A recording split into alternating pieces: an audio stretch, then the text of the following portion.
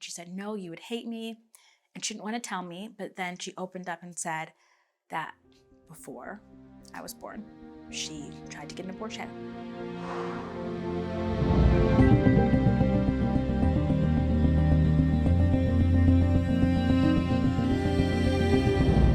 You're awesome. I mean, Oh, I'm very proud and grateful that you represent the pro-life message out there to so many and that you're on our team. And I think you're an amazing person and mom and human being. So thank you. I'm excited to talk today because we're going to go with your story, Yes. which is really beautiful and inspiring to me. And then also your perspective on winsome communication. Right. Because that's something you excel at. Thank you. And then, wherever we want to go. What do you want to talk about? Whatever we want to go beyond that. Lots of things, but that was really beautiful. Okay. Thank you. You're so kind. And I'm really grateful to be a part of the live action team and have such an incredible woman leader. So thank you. Takes one to know one. So, so to start out, you've already shared this story before with different pro-life groups, but I don't think we've ever shared it via video on the live action platform yet. Right. I mean, you've shared it personally, but there's a lot to it. How did you've been involved in pro-life activism for now your adult life? Almost 20 years, believe it or not. Almost 20 years. Right. So since you were a baby. Right. And you've spoken around the world. You're a minister. Yes. You worked with a lot of, obviously working with the Connecticut Family Policy Center group, and you worked with Family Institute of Connecticut. Family Institute of Connecticut, and then you've done, working with IHOP and other organizations, pregnancy centers. So tell me about how that all started. How did you start your entree into the pro-life world? So I grew up in Connecticut, which is where I still live. And I'd never heard abortion talked about at home. And I'd never heard abortion talked about at church either. So I was really ignorant. I remember girls in high school that were getting abortions, and my thought process was just like, I hope that their parents, aren't mad at them, because in Connecticut, you don't have to tell your parents if you want to get an abortion, which is something I often talk about, because you have to tell them if you are getting a tattoo and a piercing or even going tanning, but we don't have parental notification. So abortion is something that I wasn't thinking about, and it wasn't on my radar at all until I was in college and I was pursuing a communications degree. I don't think I knew what I was going to do with it, but I wanted to do something, with communication, like a talk show or, journalism or something like that. And I wanted to do something like that, but I wasn't sure what. And so I ended up just going to school for communications. And when I was in college, I was at a church service and someone approached me and said that they had a word from God, and that God wanted me to know that something remarkable happened around the time of my birth. And I honestly don't even remember what this person looked like who told me this, but that phrase, something remarkable happened around the time of your birth, that just stuck with me. And so I thought, who can I ask? Obviously, my mom, she was there. So I went to her and said, did anything remarkable happen around the time of my birth? And she said, yes, I met an angel before you were born, and I don't want to talk to you about it. Wow. Right. And so I thought, oh, okay. And she was really serious. I don't want to talk to you about it. So I was involved with Campus Crusade for Christ, which is, I think they call themselves Crew now. Mm-hmm. Yeah, Crew. It was a Protestant Christian campus group. And so I would go on ministry trips and, we'd do summer in the city. It was this one particular ministry trip. And so I went to Louisville, Kentucky, and we were living there for the summer outside of there. And I journaled. I've journaled since I was 9 years old. And so in my journal, I wrote, when I get back home to Connecticut, I want to ask my mom, what did you mean by that? And so I did. And she was really hesitant to tell me. She was in the bathroom. She was getting ready. And I said, Mom, please tell me, what do you mean you met an angel before I was born? And she said, no, you would hate me. And she didn't want to tell me. But then she opened up and said that before I was born, she tried to get an abortion at Mount Sinai Hospital in Hartford, Connecticut, because my dad was coercing her and pressuring her. And her mentor rejected her. She was going to a church and she told her mentor, I'm pregnant. I know I'm sinning, but I am pregnant. And her mentor said, if you come back to this church, I'll be the first person to put my foot in the door and not let you in. Wow. Yeah. Yeah. This was her spiritual guide. Yeah, her mentor. And at she church. Was angry she was pregnant. Right. And she basically Wow. said, you can't come back here. In so many words, I'll put my foot in the door and not let you in. So that just added to what she was already feeling, because now she has my dad pressuring her, and then she goes to her mentor hoping for some sort of mercy, and she's met with this rejection, like your sin is so great that you're not welcome in church anymore. And so she drove by herself to Mount Sinai Hospital to get this abortion. And thankfully, even when human beings reject us, God does not. And so even when she was turned away by this mentor, the Lord was still fighting for her heart and fighting for my life and fighting for her life as well, because he cared so much about her. And so he sent this janitor to her in the hospital. She met with a counselor first, but the counselor didn't give her any counsel. She was just there to, I believe, just, talk to these women briefly before they get the abortion. So she looked at her and said, well, this seems like the best decision for you to make. That's all she said to her.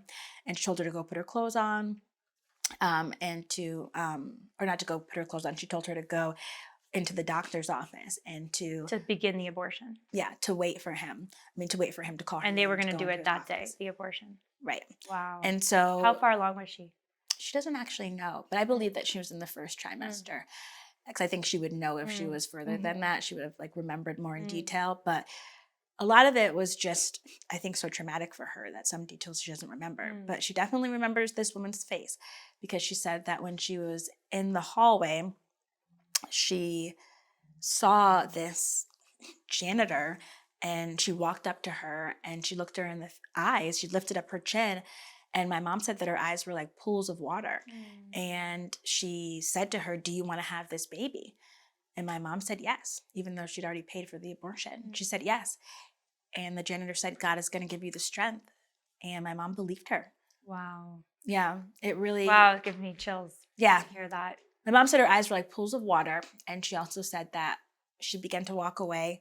My mom put her head down and put her head back up. And she estimates maybe 30 seconds, and the woman was gone. And she thought that she should have been midway through the hallway because of her mop and bucket and everything else. And so she was a little surprised that she was gone. How'd she get around the corner that fast? Which made her think, that's unusual, along with her eyes being like pools of water. But then she went into the waiting room, and the doctor, the abortionist, called her into his office, and then he had blood on the floor from the last abortion. And it just disgusted her. And she said, I want to leave and I've changed my mind. And he said, no, you've already paid for this, which goes to show you where his mindset was, the money. And she said, no, I've changed my mind. I want to keep my baby. And he said, you're just nervous, and we can get through this, trying to be this empathetic person, even though he was about to do the abortion. And she said, no, I've changed my mind. I want to keep my baby, which I believe took just so much strength for her to be able to say this in this moment. And then he just got really mad, and he yelled at her and said, don't leave this room. Wow. And yeah, and then she ran out. She ran out, and she called my dad in the payphone in the lobby. It goes to show you what time it was. It was the 80s. Great time to be born. The 80s. So they had payphones. Yeah, she called my dad in the payphone, and she told him that she didn't go through with the abortion, and they actually got married.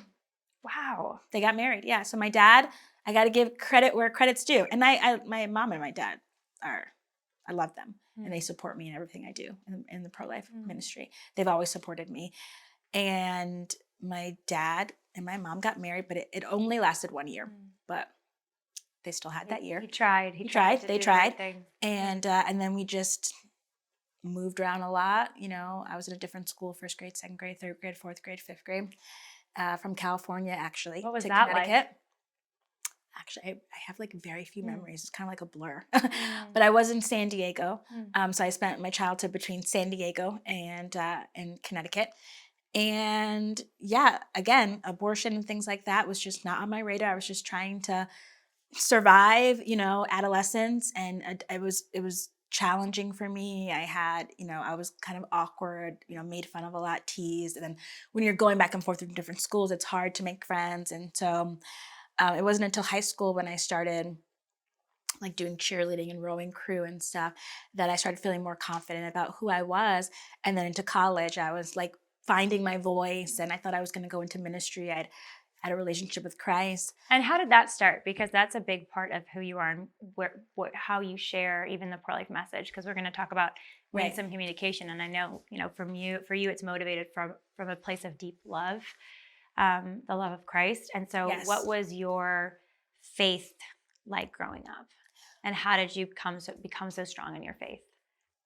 Oddly enough, it's so strange, and I would never recommend anyone doing this because it's I would say it's wrong in witchcraft. But my mom, when she was younger, went to a psychic, like a fortune teller psychic. But he said to her, "You're going to have a child that loves Jesus Christ Wow. and leads people to Jesus." Even the devil tells the truth sometimes. Right. Remember, in the Bible, the Lord is casting out the demons, and they say his name. They say, "Do not hurt." They know who he is, and they name him. Oh yeah. So it's not that the devil always lies. He does deceive people, but he knows the truth. Right. And he So says like it's- half truths, So I don't know if that was the devil. You know what I'm saying? Like, who knows? But it's very interesting.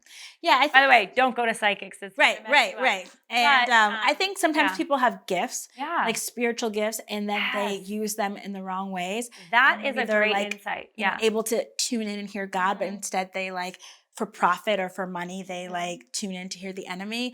I don't know.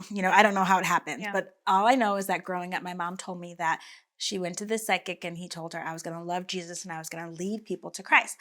And so I heard that, but that wasn't necessarily what made me, draw close to God. My mom had different spiritual experiences. She was Catholic at some point. She was group Catholic. She was a Jehovah's Witness at some point. She was in different denominations. My dad was also in different denominations. And when I was 12 years old, I asked Jesus to come into my heart after hearing a message about heaven and hell. And I didn't really know what to do with that. Like I prayed to ask Christ into my heart, but I didn't know what to do with my faith. And then I just continued on going to church and, reading my Bible, but nothing really serious until college. When I got to college, I think I was just confronted with the reality that I didn't know God as well as I thought that I did. And I would say like, oh, I'm a Christian, but in the beginning, my freshman year, I was going out to clubs and dancing and everything. And like, I've never been drunk in my entire life. I've never like had more than a couple sips of wine or taken drugs or anything like that. I think I had a grace for holiness on my life because it wasn't like I was separate from those things, but I just had, I believe, a grace from God where I wasn't tempted, I guess you could say. But still, I would like go out and dance. And I remember I was in a club my freshman year and I heard the Holy Spirit's voice. And he said, "Your body is a temple." And I felt convicted. I felt that like even what I was wearing was inappropriate, and that my body was a temple, and that God wasn't living inside of me, and that he didn't want me dressing like that. He didn't want me dancing in that club. And so I told my new friends at college that I'd just become friends with. I said, I heard like God speak to me and he said, my body's a temple. I shouldn't be at this club. I shouldn't be doing this. And they were like, oh my gosh, this girl is nuts. And so it was like this rejection and just freshman year where I right away was like challenged with, do I want to live for God or do I want to do what's acceptable in society, even by Christian standards, like what people might think is acceptable? So I ended up getting a CD, a Kirk Franklin CD at the local music store. And I just listened to it over and over again. And I just wept and wept and wept in my dorm room. My freshman year, most of the time, I was just crying in my dorm room. I was crying out to the Lord, reading my Bible and praying and asking God to meet me there. And I would sit on my bed and I would just look out the window onto the campus and I would just pray for hours. And were you praying because this is like a spiritual awakening you're having? Right. And it's like the fruit of conviction, right? Because sometimes in moments when we feel that nudge of the Holy Spirit that we're being convicted of something in our lives or something personally that we know isn't right for whatever reason. Right. And then it leads to this space of like, okay, well, what does God want? What is right? Was that it? Was that what you were? Yeah. Like, what was it that you were praying for when you were spending those hours? And this was before you started launching really hard into pro-life work. Oh yeah, I wasn't thinking anything about pro-life at this point. I didn't know anything about pro-life. I didn't know anyone in the pro-life Did you movement. know yet about the circumstances around your birth? I don't think so. This was Not before at that time. that. Okay. This was before that. Yeah. So it's kind of preparing you. Yeah, it was preparing me. Yeah. And I just had a longing for love, which is, so I never dated in high school. And a part of me had thought that was the missing piece, that, oh, well, you never had a boyfriend, Christina. You never had a boyfriend in high school, and now you're in college. And, that's what you need to, fulfill yourself. If you can get that, if you can find that type of love, then you will have what you've been looking for. And I think I understood quickly, like my freshman year, after going out and meeting people, that was just not the case, and that some of these men and people that I was meeting, it was just like these superficial conversations, and it was just empty. So many of the things I thought could give me this love, when I actually talked to people and met people and watched my friends' relationships, I realized that I wasn't going to find love in that way. And so I began just crying out to God. And my roommate had actually left because she wanted to go room with people on her sports team. And that gave me this space by myself. So I had an empty room now, and I was able to just cry out to God. But mostly I was wanting to find my identity, and wanting to find that love, that father's love, because I did grow up in a broken family, a divorced family, a blended family. And so I was really longing for a father's love into the depths of who I was, to fill me. And I would just sing over and over again these songs about God's love, just wrapping me up in his arms and filling my heart.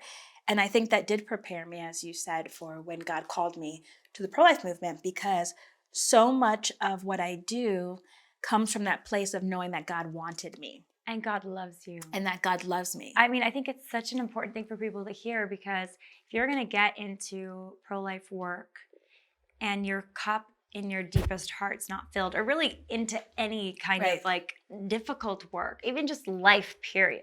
But if it's coming from a place of identity, of rootedness, and God's love for you down to the deepest part of your bone, like God created you and loves you, and he's not a distant God. And he's also a God who's a father who cares deeply and wants the good for you. Right. I mean, then you're in a way, you're invincible.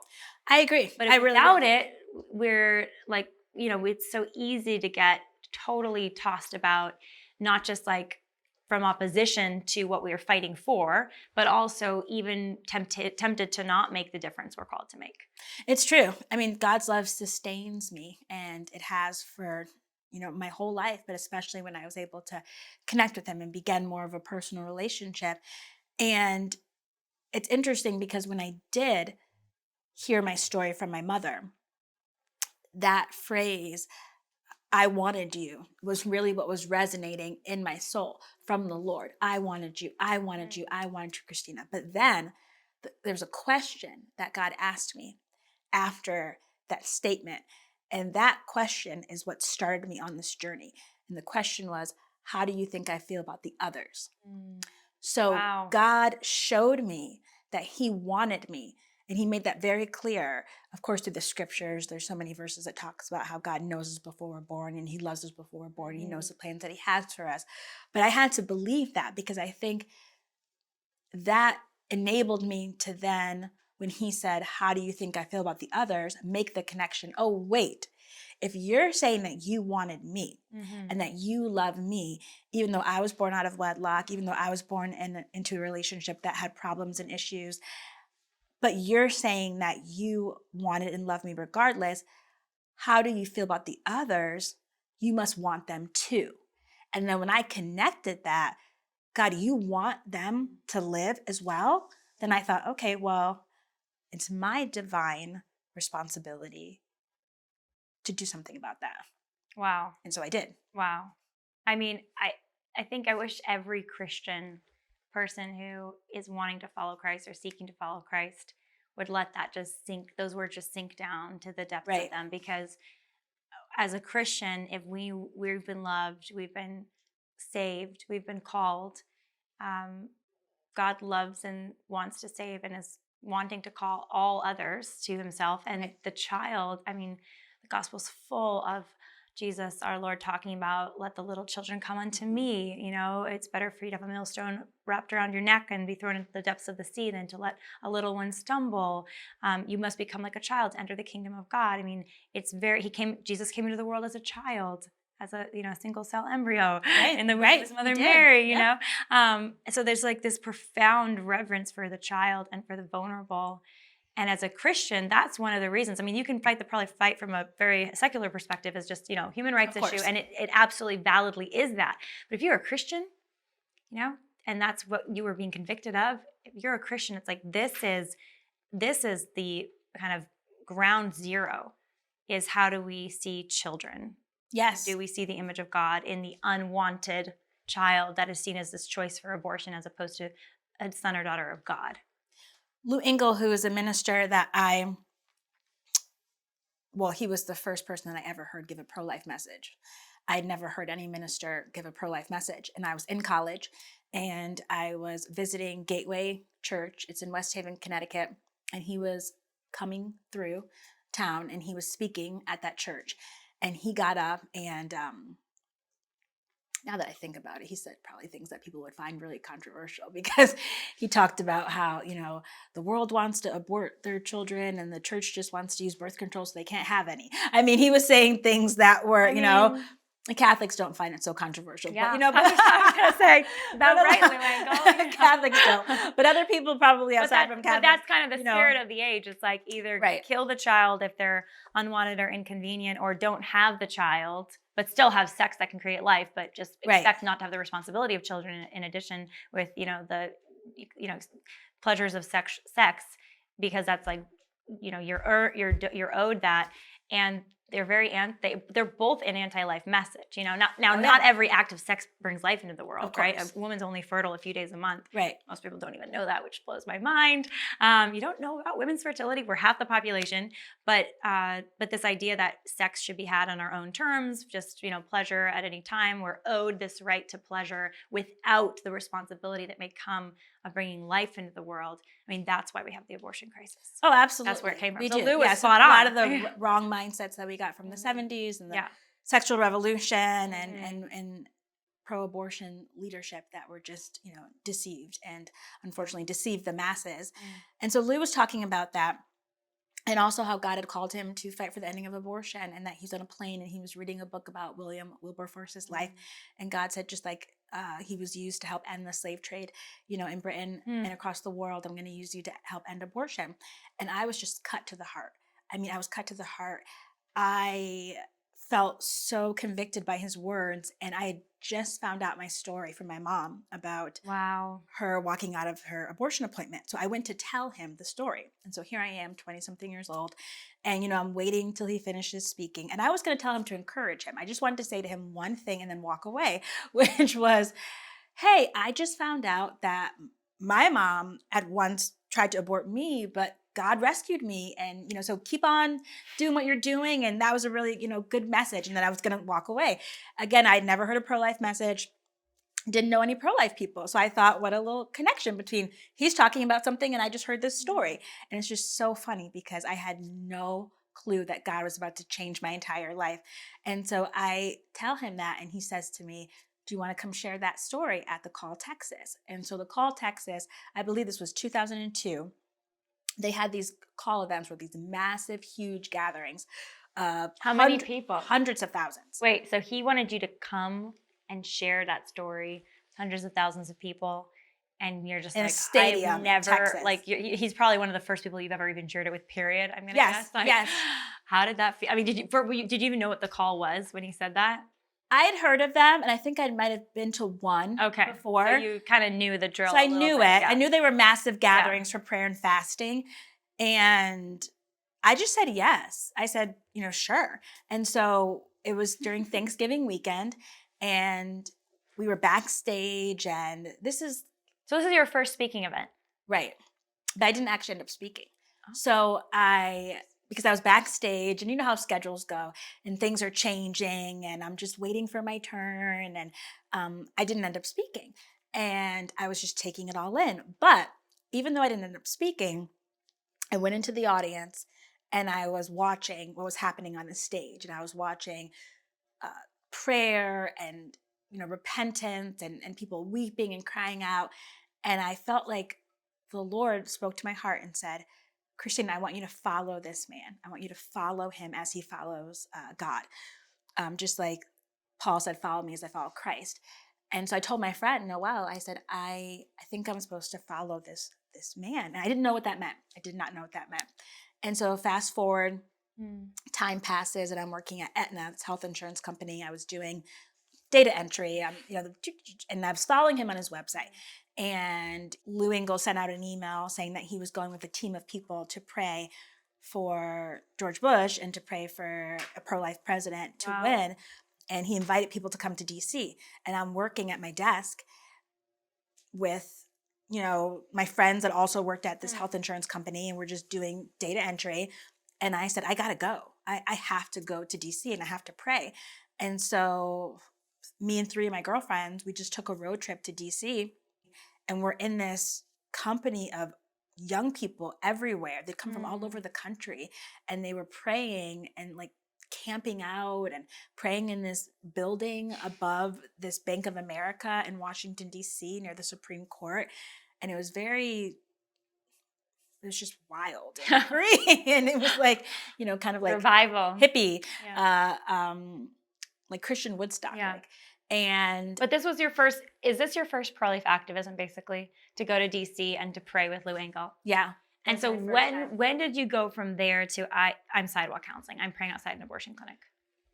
Really quickly, because when I got to DC and I saw Lou, he remembered me, and he said, go to Connecticut, go back home and do something. And he didn't tell me what to do. He just said, do something. What'd And you so do? I just went back home to Connecticut with my girlfriends, and we started a pro-life group called Stand for Truth. Stand for Truth. And we just started going to churches and asking to speak. And then we just started going to the abortion clinic. And the parallels are so cool, because when I first started doing pro-life work, it was the same thing. Oh, wow. It's like going to churches. I mean, this was live action, baby live action. Right, I'm right. like a high school student. So there's no like staff, there's no like office, there's no Just incorporation, nothing. Well, it was me and some friends, Yeah. right? And we would go to churches and pray outside the abortion clinic. Right. Like that's like the first thought, because it's like churches should care. Right. Churches should care, Christians should care. And then this is where the killing is happening. This is where the desperation is happening. We got to go to the clinic. Yep, that's exactly right. That's exactly what I did. And I went to an abortion clinic in Hartford, Connecticut. It was on Summit Street, and it's closed down since.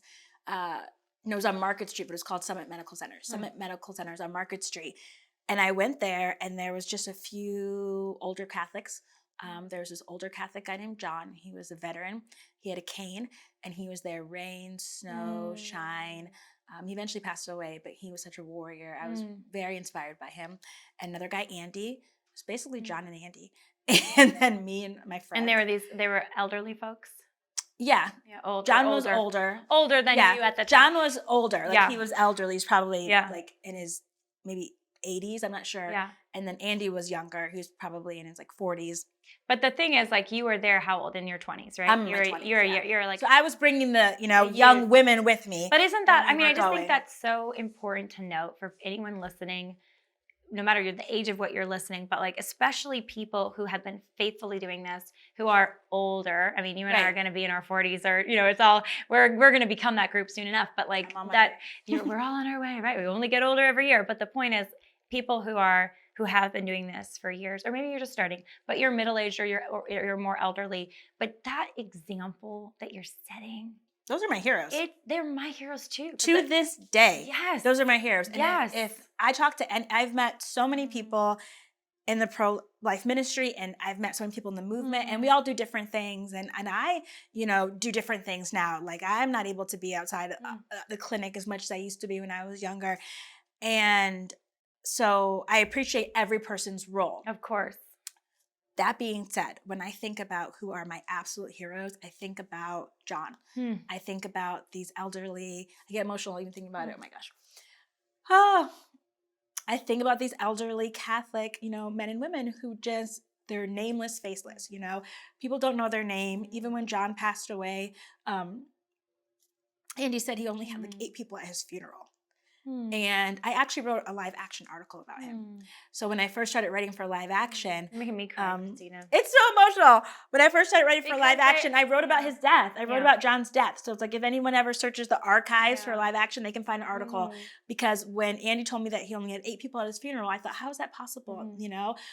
Just because sometimes you get older, people forget about you. Or that's what Mother Teresa friends, said. Your friends pass too. Your friends pass, and Mother Teresa talked about how elderly people are so lonely. And when she spoke, I think at a prayer breakfast, she said, we have the elderly all around us, in our retirement homes and everything, and we don't visit them and we don't show them that love. But he was spending his years, his last years on earth in front of the abortion clinic trying to save lives. And so for me, that's a hero. Nobody was asking him to do it. He just did it because he felt called to do it. I mean, so that my exact same thing we're mirroring, because when I was starting as a teen, same thing, first abortion clinic, it was older folks quietly praying outside the clinic, some with rosaries, some very, older, like they're, pastor, they didn't need to be there and they were there to pray. And you just think about the power of that love, that even if in this life it's not appreciated, like you said, like his funeral had such a small amount of people there, but the eternal, like we're not made for this world ultimately, we're made for eternity. And like how blessed in eternity he must be for that quiet love. I think about that. I know the Lord was so pleased with him and his sacrifice and in his heart. And I was so happy just to witness that and to be a part of it. And we did see people turn away, when I was out there. And I did talk to abortion doctors, abortionists, trying to talk to them, trying to reach out to them and help women, get to pregnancy centers and various things. And I even saw people I knew from school who were either getting abortions, or one particular girl I knew from school was working there. And I ministered to her and talked to her. And then eventually she left. And she told me how awful it was working there on the inside and how she was so happy to be out. And so that was my first experience with doing pro-life work. And then I never stopped. I just kept going and going. And I still feel like I'm just getting started. You are just getting started. Even 20 years in, I feel like that. You are just getting started. And I mean, I think about what many of the things that make your voice so needed and it's so special is that first of all, your story, which folks just heard maybe for the first time, but then the way you communicate. I think that's really powerful and important. And I know we have conversations about this at Live Action, and you're speaking into those conversations about, how do we win people over, right? How do we be unapologetic and uncompromising? You and I were just talking about Twitter, and I was like, what do you think about this tweet that I did? Because I think and worry about that. I mean, I try to be spirit-led with Twitter, but I don't do it perfectly, and I'm trying to figure it out, because the goal is, yes, to teach and to make the strong case we need to make for truth and for the vulnerable, but then also to win people. We're not there to condemn people and hearts. We're there to convict, maybe. But that's a difference, condemn versus convict. Yes. Before we launch into this, I'll never forget this encounter I had. There was this pastor that was the pastor of the church that I was a part growing up, an evangelical kind of Bible-based type church. Later on, I'd become Catholic, but I had that background of both. Yes. But he had this thing where he said, I want to be, because I was saying, Pastor, why don't you talk about abortion more from the pulpit? And he said, well, I want to be more of a chisel than a hammer. Meaning he didn't want to like scare people away by sharing the pro-life message.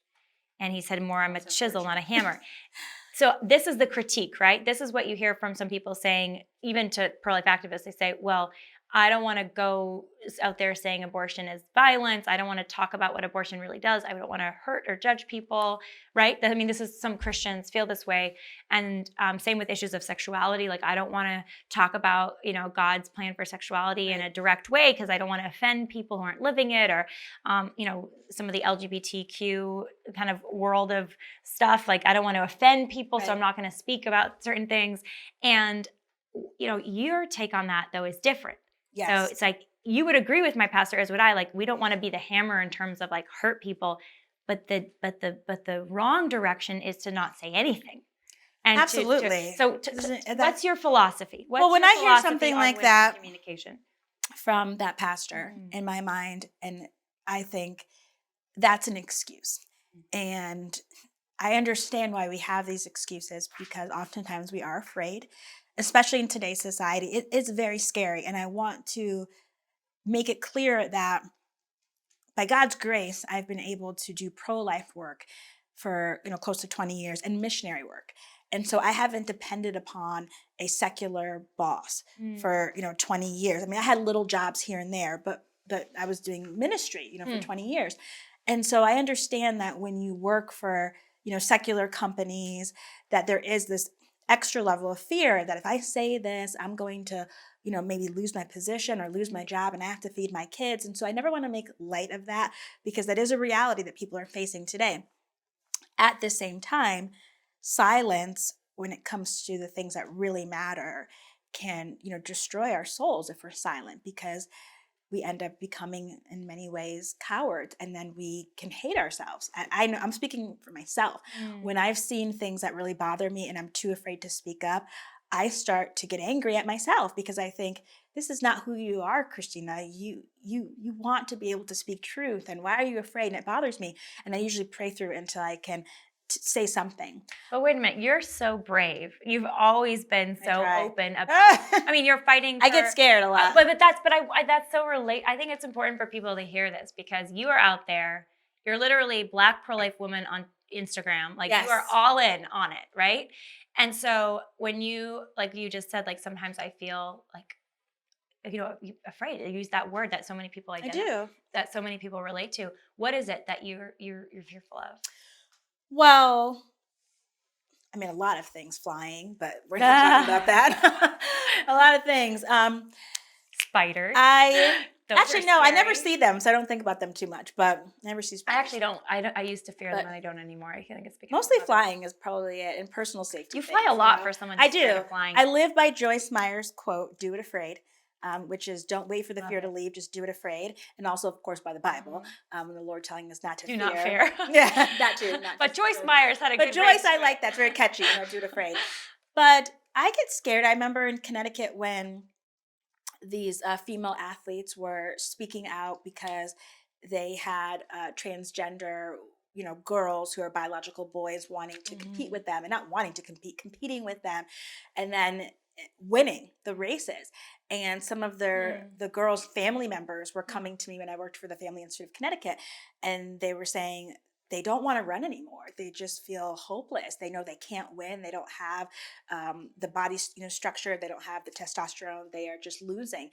And I remember being afraid to talk about that issue, because I thought, well, people are used to hearing me talk about abortion, and so they've kind of gotten used to it. They're either thinking Christina's never going to stop, so you're already out there, you know.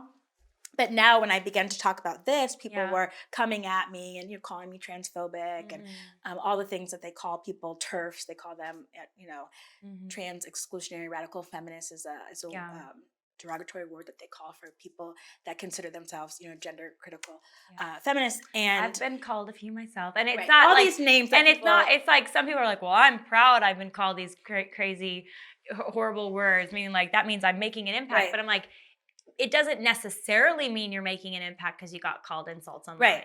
And that's the sober reality that I know that you reflect on. It's like, it's true. Like, because I think there's two reactions to that, right? There's three reactions. One reaction is because you get heat from other people on saying something true about a controversial issue. One reaction is, okay, I'm not going to say anything. Right. I'm just not going to go there. Like my pastor from high school or whatever. The second reaction is, oh, you're gonna tell me to shut up, I'm gonna shout. Right. Like bring it on, guys. Yeah. Like fire to fire, we're gonna fight. And maybe I'm going to be petty, or I'm And gonna we're gonna mock you if we need to. We're gonna Right. do whatever we need to do. We're not gonna be evil, but we're gonna be aggressive. Right? Right. Fight fire with fire. And the third response is maybe the hardest of them all, actually, because you have to say the thing even when it's scary, and you have to try to be strong. Right. You also have to try to be winsome. And Right. you're not always gonna get it perfect, and I'm the first to admit that for myself. But you try. And that's, Yes. I know you, like that's what you're doing. Yes. So tell me more, like what goes into your process for that? Prayer. Okay. Absolutely prayer. Good one. And patience. And not having just Love a is jerk response. Love is what? The patient. first word of love, according to St. Paul, is Love is patient. So just because everyone's talking about this issue, whatever it is, right away doesn't mean that you have to. Taking time to think. And then what's my motivation? Like, why am I saying this? Am I saying it just because I'm angry? Now, there is righteous anger. Yeah. I believe that. But I think what we see today is a lot more than righteous anger. I think it's just people being frustrated because of people's sins and people's brokenness. Okay, what's the difference in your mind between righteous and unrighteous anger? I think the difference is your motivation and love. And so when I'm angry because I have love for these young women in my heart, and I know that they're being hurt. I have love for these biological boys, trans girls, who I believe are being deceived and even manipulated by people in society, their teachers and educators, who are lying to them because they're afraid to lose their jobs. And there's so many levels to these things. And so out of that love, because I see an injustice, I see people being lied to, I see people being taken advantage of, I want to speak the truth in love, not to shame or condemn or hurt them, but to speak the truth so that it's presented before them and they can make a decision if they were to hear my message, and other people around them can make a decision about what they believe to be right. And so as I pray and I seek God, he instructs me in what to say. Now, sometimes I will say something that I think, like for example, one time there was a drag queen story time at the library. You know, this happens all across the country. And the way it was advertised in my city was a man, you know, dressed in a like hot pink short skirt and a top, and had a very sexual name. And this is targeted towards little children, you know, as young as like kindergarten. And the way I decided to talk about that particular issue. It's so, just to pause, I want to hear this, but it's like, even that, like, if there was like strippers for, like, you know, like just like strippers for story time with strippers. Right? Like, I hope offended. Everyone would be like, not appropriate for kids. Even people who are like pro-stripping, exactly. Whatever, it's like not appropriate for 5-year-olds. That's the approach that I took. Which is really the heart of, I mean, the drag queen story hour stuff that is effectively strippers for story time, right? It's like sexually provocative costumes. Forget the even cross-dressing element. Exactly. That's another problematic element. But in addition, it's like to be sexually provocative. Right. And that's actually exactly what I said. So I decided to approach it from that way. And I said, if this was just a woman who was wearing this short, you know, mini skirt and had a, you know, over-sexualized image for a library for story time, people would be upset. I think actually more people would be upset. Probably more moms would be upset if it was a woman who was dressed this way, because they would say, what's the point of being so sexual for, you know, story time? Now, my entire life, I've, you know, well, especially when I got into high school and then after that, you know, I've known about drag queen shows and everything, and I haven't paid them much attention at all. Like, and so it's not that I'm so fixated on what's happening in entertainment, adult entertainment. But then when it comes into a school library, or when it comes into a public library for school-age children, then I think, okay, I want at least parents to know what's going on so they can make a decision if they want to take their kids to the library that day. And that's what I said. I said, you know, I think this is, you know, over-sexualized, and this false version of what a woman looks like. A woman doesn't look like, or this is not what a woman is supposed to be like. And I said, I just want to let people know that this is happening. I thought about what I was going to say, took time. And I think most people got it. Some people Yeah. were still offended. I had some people saying comments to me, and Well, that's the thing. You're always going to offend somebody you're always going to if you're have speaking the controversial truth. I mean, that's just, right. even if you're saying it, because the mistake is to say, the mistake would be to water it down so much that people don't even know what you're talking about anymore. And that happens It's sometimes with like, people you where it's should so love- vague. Yeah. You're like, what are you referencing? And so I made it Yeah. clear. I shared the advertisement and everything, and I talked about it. And so that's just one example. Right. I mean, there's a million examples, but I try to, as I said, be patient, pray, and speak the truth, and think about what good can come from me speaking the truth compared to what will come from me being silent. Nothing will come from me being silent, unless, of course, God is wanting me to be silent for a particular reason. But in speaking the truth in love, hopefully I can win people over. My friend has a phrase. He leads this Black Conservative Federation organization, Deontay, and he has a phrase called engage, don't enrage. And it's just about bridge building, where you're trying to engage with people, you're trying to have conversations, you're trying to, have these heart to hearts, and you know that everyone's not going to agree with you, but you want to speak the truth in love while you're not dehumanizing them in the process. And so I'm speaking to you and sharing my beliefs because I value you as a person, as an individual, even though you might have an opposite, set of beliefs than I do. I want to treat you with respect, and I want to present this information to you, and then you can make an educated decision about, what you believe. Because I also think, maybe someone hasn't heard. So with me, I hadn't heard the pro-life message until I was in college, in my 20s. And so oftentimes we think, oh, a person's going to be so offended if I say this to them. But it's just like with sharing the gospel. I've talked to people before and said, can I pray for you? And they've said to me, I don't know what to say. I don't know what to tell you because I've never had someone ask me if, if they could pray for me. And that's shocking to me. I remember this one particular girl outside of a mall said that to me. I said, you've never had anyone come up to you and say, can they pray for you? And she said, no. So I don't really know how to respond to that. And so we think, oh, well, because we're in America and it's a Christian society, everyone's heard, the gospel, or everyone's heard about these particular issues because we're so immersed in this world where we hear about abortion all the time, or we hear these arguments about various, cultural, societal issues. But for a lot of people, they're just trying to survive. Right. So they're trying to feed their kids, go to school, go to work, take care of their family, maybe go on vacation once a year. And so they're not so immersed. I realized that when I worked for the pregnancy center, because I would even have girls come in and say, oh yeah, I went to that place and they gave me, information about abortion. What is it called? Planned something? And I would think, Planned Parenthood, and they weren't even really familiar. Or they would say, oh, remember one girl, I didn't, I wanted an ultrasound and they told me it was going to be like $600. And, or they would say, I thought they were about, helping you plan for your, to be a parent. And, Like, thinking, there's no, well, there's so what? much, But they don't know, confusion. Yeah. And so a lot of people don't spend the amount of time that, people engaged in pro-life work do thinking about these issues. And so you may be presenting something to them that they've never heard, that's a new perspective. And just like with our Man on the Street videos, where we have people go out and we show the videos of, what is an abortion, or, baby Olivia, and we show the baby growing in the womb, and people say, oh, I'm changing my mind as I'm watching this. And so I just always try to have hope that if I can communicate in a way that's truthful and loving and honest and sincere, and people can tell that I care, then they'll at least consider what I have to say. I want people, like, one of my goals is that people can think to themselves, if they walk away from me, you know what, I really disagree with Christina. I disagree so strongly, but she treated me with love.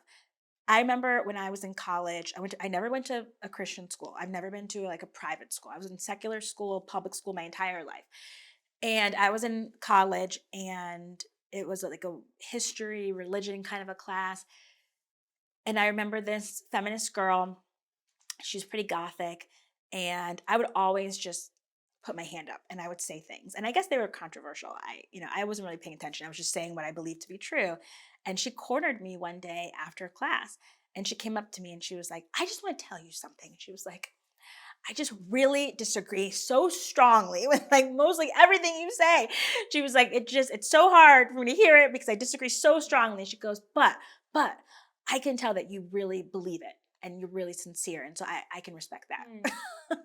And it's so because we talk a lot to a lot of people, and this, you've talked to a lot of people about, Yes. how do I communicate? What do I say? And people afraid to make a mistake and all of Right. this stuff. And I would say I'd rather you say something than nothing, Oh, even if yeah. it's imperfect, even if maybe you are overly aggressive Right, the first right. or second or third time. At least you're getting out there and trying. Right. You're just willing to be refined, in the process. Yeah. For me, someone who's like aggressive and zealous is better than someone who's lukewarm and just like quiet. Oh, yeah. But then once you're out there, refining your voice, what has been, you mentioned, prayer and patience and, really identifying our motivation. What's motivating this comment or this thing that I want to say? What have you found to be most winsome for people that you've engaged with? Well, I'll add to that too, empathy. Empathy. I didn't say empathy. And I think that empathy is so important because putting yourself in that other person's shoes and thinking about who they are as a person and, what they're struggling with and how are they going to receive like what you have to say. I can understand and accept the reality that because I am pro-life, just because I am pro-life, there are people, maybe millions of people, I don't know how many people, that just are going to think I'm a judgmental person. It doesn't matter how nice I am. It doesn't matter if I use little heart emojis in my, when I write on Instagram. There are a good amount of people who are going to just from the jump not like me. I have been at rallies where I've gone over and I've extended my hand and said, hey, I want you to know I see you on the other side. Doesn't mean you're an enemy to me. I'd love to have dialogue. And I put my hand out there and nobody reaches my hand, reaches back to shake my hand. I have gone to thank you for doing that. Oh, you're welcome. More of that. Nobody sees me, but God sees me. Yeah, he does. And same thing with NARAL, the pro-abortion rights, organization. Multiple times, I wrote an email to one of their leaders. I said, I'd love to sit down for tea. No response. I've gone to events and I've gone over and said to them, hey, I can understand, especially for those that have had abortions, I can understand why you feel the way that you do. And I just want you to know that I would love to have conversation with you, if you're ever willing. And most times people look at you like you're crazy. They think like this girl is crazy. But I feel good doing that because I think, what if they do change their mind one day? Would they come to me? I hope that they would, because I hope they would remember, oh, Christina, she was kind to me, and I will, go back to her and talk to her. What's the time that has like moved you a lot where you got through to someone, where that approach that you're describing of kindness was effective, was instrumental in changing someone or moving someone? Well, nowadays it's so many times online that someone's going to message you and say, I have unfollowed all these different people who think the same way that you do, me being Christian, conservative, Republican, but I'm still listening to you.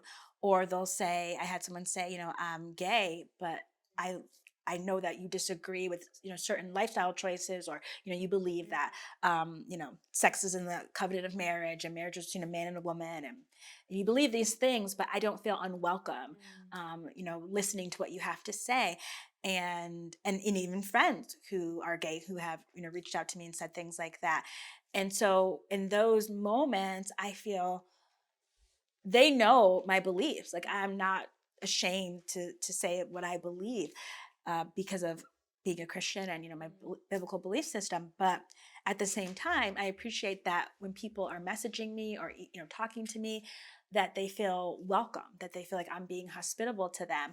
And sometimes just them saying that they are willing to maintain relationship with me where they will not do that with other people. Sometimes they'll say, you're the only Christian person or you're the only evangelical person that I feel like I can trust. Or oftentimes people will say... And why is that? That's because they feel like everyone else is too judgmental, like, because you're still judging actions. I mean, you're very vocal, but I think it's the posture you're taking of maybe anticipating objections, and also the long form, because people should follow Christina on Instagram, but you write these longer posts. I do. Kind of explain, you take time with it.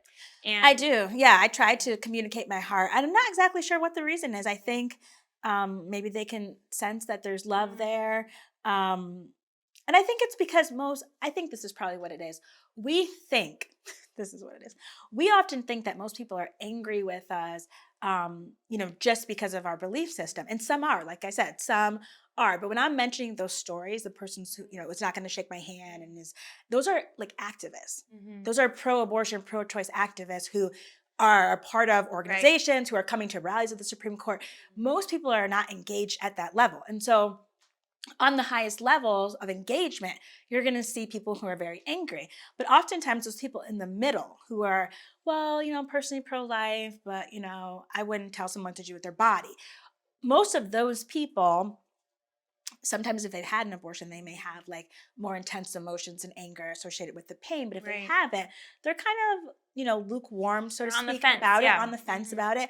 And so we often think, oh, well, they don't like me because, they don't like me because of my belief systems. But sometimes they're actually not that far removed from your belief systems. They share some of your belief systems. They might not like you because you're being petty, or you're mocking people, or you just appear overly political, where politics comes exactly, and I've had that before with me, Well, I think about, like, from a Christian perspective, I think about St. Paul. He says, become all things to all people.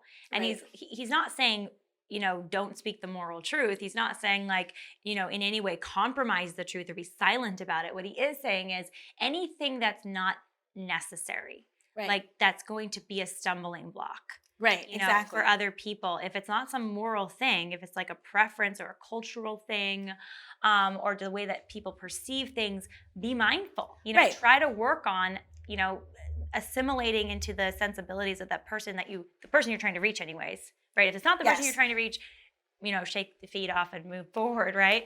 But if it's someone that you're trying to reach and that person needs to hear it a certain way, to be able to receive it, or may need to hear it, then take the time to do that way. Right. Meet people where they're at, basically. Meet people where they're at. Yeah. And that's what I try to do. I know oftentimes with, the Black community, I make this joke, and not everybody will understand it, but I often say, like, I'm not throwing away my Black card. Like, you're going to have to fight me to get this Black card. Like, because there's this, people often say, as conservatives, when I became a conservative, when I started speaking up about these things, I lost my Black card. Suddenly I'm not Black anymore. And for me, I'm not just losing my Black card. Like, I am Black, I'm proud of it. And so I'm very careful when I talk about issues, especially being a conservative, because I already know I am in the minority of minorities as a Black conservative. I think it was like over 90-something%, over 95% of Black women voted for, they vote Democrat. And in these various elections, they're voting for the Democrat candidate. And that's very connected. Your conservative position is not just, very core to that is being pro-life for you. Well, that's the main part of it. And that's also connected to, like, how devastating abortion has been for the Black community. Right. And you talk about that, and that's something that is like, it's a vehicle for me. It's a vehicle. So when I think about political parties, when I think about, churches and various things, there's no perfect party. And I really, I have some of the most passionate people that I know that are pro-life Democrats, some of the most passionate people that I know that are pro-life conservatives, progressives, and everything else. And so I value the passion that people have, and they carry it into different parties and different spaces. We all have our own lane that God has called us to go into. I had a dream, and in the dream, God said to me, "You're going to be a Republican." And I was like, no. Wow. I was like, never had a dream Lord, like that, but please no. And the reason I joke and say please no is because this happened in my 20s. And I thought, oh no, because I'm already like on the outs, with people, because I'm pro-life. Wait, were you already wanting to be Republican at the time? Or you were just like, no, politics, I wasn't that involved in politics. You're just like, so it's like, so you kind of feel like you're a missionary to the Republican Party. Which, by the way, and I feel that God has called me there, and I would love to, bring reform and bring change. And if God calls me to go somewhere else, then I will be. So I don't really fit in anywhere exactly, except for maybe the kingdom of God and in my family, perhaps. But I love that. But I say, it's like, what are you? I'm Catholic. What are you? I'm a Republican, conservative. All these things are labels, and they're important. Like, they're definitely important. Yeah. They're vehicles to get things done and get things accomplished. Right. But I didn't. But it's not the ultimate identity. No, it's not. Yeah. And I don't even talk about it a ton. but that's just where God led me. And I think it's chiefly because of the pro-life cause that people that I could work with. I live in Connecticut. So in Connecticut, up until recently, now we have an amazing pro-life state Representative Trey McGee. But before that, I know, she's and awesome. there's very few. So I believe that God was saying to me, this is a vehicle for you to work with people, connect with people, to get things done on a local level, and maybe other things too, on a national level. I testified before Congress twice and got to go to the White House once. And so even on a national level, to connect with people. And so this is the vehicle that God said, I want you to go in here and do this. But I was not unaware of what that would cost me and what that would look like in my own family and around me, to people who think, oh, this means that, Republican means this, conservative means this. And so, And a lot of people listening, I don't know that that's a shared experience for them. So I think this is definitely a not. very important point, where if the world that you come from, or the people closest to you are largely either share your beliefs or are neutral on them, right? Or share your political identity or is Right. neutral on them. That's different than if you feel the world that you come from, the family, the community you come from, is diametrically in opposition to this newfound political party or like the system of belief that you have. Right. And I just think like that's a very important thing for two reasons. Number one, because it helps understand why you are the messenger you are. And then number two, how the communication needs to take place. Yes. Because if you're speaking to another group that really doesn't share your experiences or really doesn't share or understand what you say, how you mean it, because they have a different world, even a vocabulary for how they talk Right. about things, then you can you can not be helpful. Like it can be actually actively hurtful. And I just think a lot of people don't truly understand that, because until It's you true. walked in the shoes, it's hard for you to understand that. Right. You have to understand people, I think, to reach them. And so that's why it's very important to me to listen to people on every side. So I follow conservatives and I follow liberals and progressives. And I listen to politicians that I agree with and politicians that I don't agree with. And sometimes people get mad at me because of this. Sometimes I will share, oh, I was listening to so and so.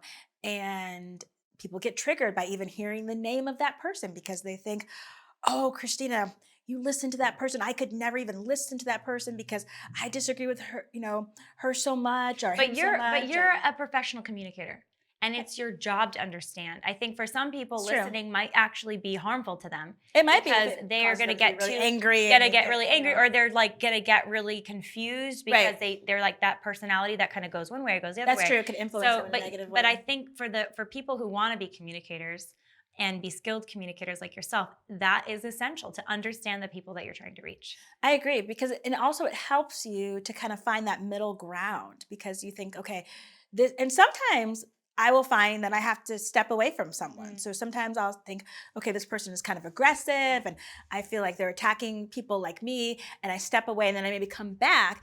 And it's amazing how even coming back, sometimes you can think, oh, I never saw this about this person, that really they are, speaking in this harsh tone, but there's a lot of, hurt because they really care about this particular people group or whatever the case may be. And then that helps me to see an issue from like a more well-rounded perspective, because I understand, okay, this is why this person is so passionate about this. And it helps me to be able to, extend grace to them, extend mercy to them, and want to reach out. And what I found is that even that process of being patient with people, it really does pay off in the end, because even your own heart feels more free. I remember times where, you'd mention the name of someone and I would just like think, oh, and that still happens to me. It happens to everyone. But when you spend more time listening and learning to love, it frees up your heart. So what's the future of the pro-life movement, do you think? Post-ops, post-Roe v. Wade overrule, all the chaos, all the confusion. What do we have to focus on most? It's definitely going, of course, to be a battle of the states, as we know. And for people like myself who are in really pro-abortion states. I mean, I think about Connecticut. Connecticut, they have a reproductive rights caucus that they just started. They're wanting to put the abortion pill on college campuses. They did that in California. Passed legislation allowing APRNs and nurses, midwives to perform abortions. They said because of the need, but I'm sure it's because of the greed and the money and everything else. And so when you're in a state like this, it's like they're just looking and searching for more things to do. I often say they're bored. Like, they don't really have so much of a fight because they have so much territory that they've won that they're just like looking to take over whenever they can. They're making up stuff. And so in states like ours, California, Connecticut, we really have to be engaged on the local level. We have to be working with the pregnancy resource centers. We have to be supporting them. We have to be supporting, 40 Days for Life. We have to be working with, Protestants and Catholics and those that are, doing maybe a local March for Life, or they're doing, sidewalk advocacy, post-abortion support, healing work, whatever the case may be. We have to be engaged politically, regardless of your party. I spoke at a church to a congregation that had a lot of African American minorities, and then I did a second service, Spanish speaking service, with a translator. And I said, we don't get an excuse to opt out of this issue because of our political party. We can't say, well, my party, doesn't vote this way, so I don't care about this issue. No, we're all responsible to care about, human lives. And so our legislators, they have to know our names. They have to know who we are. We have to testify before them when these bills come up. And we have to change the culture through social media, through the arts, through music, TikTok and Twitter and Instagram and all of these spaces. People are creating content. If you go on TikTok, there's a lot of young people who are creating content. And some of that content is well-intentioned, I guess, by them, but false and misleading and deceptive. And young people are looking to that to get their opinions on abortion and various issues. And so we have to be, doing that. And I'm preaching to you, the choir, because that's what we're doing through live action. We want to encourage people to join us. I mean, we want people to join us. Yes, we're doing this interview, and we're that's both talking, and that would be the last thing. Like, what? I mean, there's so much more for us to talk about. So we should do another one, Christina. Part 2. But part 2, we could talk about marriage and the fight and activism and everything else. And there's more too about family life, reaching communities that are underreached and all of that. But what if someone's listening right now and they're like, I really want to be a winsome communicator? I want to reach more people. What do you have to say to them? Listen and love. I really think that that's just a huge part of it. I remember I wrote an article once for a conservative organization, and I wrote, the title was to listen to Black Lives Matter, activists. And the reason I put listen was I wasn't saying that you had to agree with, the movement or the organization, but just listen, to what they have to say. Because what I found was that we as pro-lifers were saying, Black babies are dying. Black children are dying in the womb. They're dying from abortion. Like, don't you care? And then you listen to, Black Lives Matter supporters and activists, and they're saying, Black men are dying. Black men are dying on the streets. Black women are dying from police brutality. Don't you care? And I thought, we want them to listen to us. They want us to listen to them. And probably neither side is really doing that well, that's a generalization, but just like as a nation, we know that we're pretty divided. But when you listen to someone, it doesn't mean that you have to agree with their conclusions, but it just helps you to understand where they're coming from and then to work to find some sort of common ground. So you can say, okay, I agree with you about this particular thing. I might not think that's the best method to go about what you're doing, but I agree with you here. And they might say to us, well, I agree with you on later abortions. I really don't like late-term abortions. I feel uncomfortable with that. I think it's definitely a baby then, but I don't think you should take away a right to choose. And then you work from that place of wherever you can find some middle ground, because you've kind of put your defenses down and you've listened with love, and then you are going from there and trying to build a conversation, to build a relationship. And so I would say listen with love, and let that lead you into deeper relationship. I love that. Thanks for doing that. You're welcome. For being a role model in that. Thank you. I try my best. We all make mistakes, and there's plenty of times where I think, I should have said something in a different way, like we talked about earlier. And God's grace and mercy is new every morning. Now, people don't always extend that to you, that same grace that God does. We've got to extend it to others and to ourselves as best we do. Because we're all human beings, and that's what it comes down to at the end of the day. We all get afraid. We all have anxiety. We all want to protect our family. Most of us, unless we're just, not well. But for the most part, we want the same things. We just have different ideas as to what that looks like. And so we have to find common ground. Otherwise, we're going to destroy each other as a nation. And it'll just continue. The divide will continue. And we will all be hurting from that. So everyone listening, keep trying. We'll all try together to improve, to be bold, but loving, and follow Christina. Listen to what she says and how she says it and learn. Thank you. We can learn together.